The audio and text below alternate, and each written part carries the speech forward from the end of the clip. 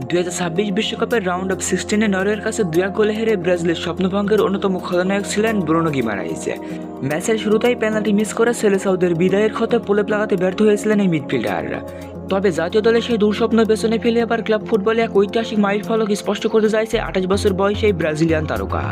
Premier লিগের club আর্সেনালের ইতিহাসে সর্বোচ্চ দামি খেলোয়াড় হিসেবে নাম লেখাতে যাচ্ছেন তিনি। ইংলিশ সংবাদ মাধ্যমের তথ্য অনুযায়ী নিউক্যাসল ইউনাইটেড থেকে ব্রুনোকে নিজেদের ডেরায় ফেরাতে প্রায় 80 মিলিয়ন পাউন্ড, যা বাংলাদেশি মুদ্রায় প্রায় 1320 কোটি টাকা খরচ করতে যাচ্ছে Arsenal.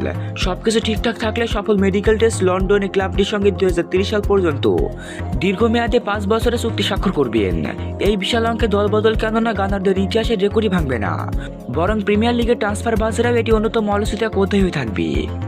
Arsenal coach Mikel Arteta দীর্ঘমেয়াদী পরিকল্পনায় মাঝমাঠে সৃজনশীলতা ও নেতৃত্ব দেওয়ার ক্ষেত্রে ব্রুনো গিমারাইজকে অন্যতম প্রধান অস্ত্র হিসেবে দেখছেন। তার অসাধারণ টেকনিক্যাল দক্ষতা, ম্যাচের গতি নিয়ন্ত্রণ করার ক্ষমতা এবং মাঝমাঠে বল কেড়ে নেওয়ার দক্ষতাকে আর্সেনালের মিডফিল্ডের জন্য উপযুক্ত বলে মনে করছে ক্লাব ম্যানেজমেন্ট। গত মৌসুমে শিরোপার কাছাকাছি গিয়েও ছিটকে পড়া গানারা এবার প্রিমিয়ার লিগ এবং ইউরোপিয়ান প্রতিযোগিতায় নিজেদের আরও শক্তিশালী করতেই এই মেগা স্টারকে দলে টানছে। নরওয়ের বিপক্ষে পেনাল্টি মিস করে সমর্থকদের রোশনালে পড়া গিমারাইজের জন্য আর্সেনালের এই রেকর্ড ট্রান্সফার বড় ধরনের মানসিক স্বস্তি হতে পারে।